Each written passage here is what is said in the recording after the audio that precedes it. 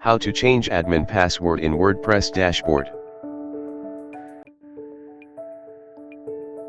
Log into your WordPress admin dashboard by typing username and password. Click the Login button.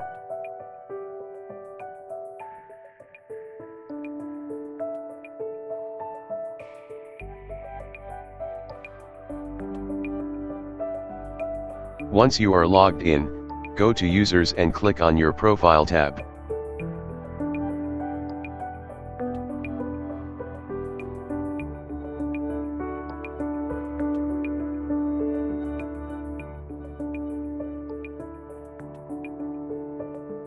Now in Account Management section, click on Generate Password button.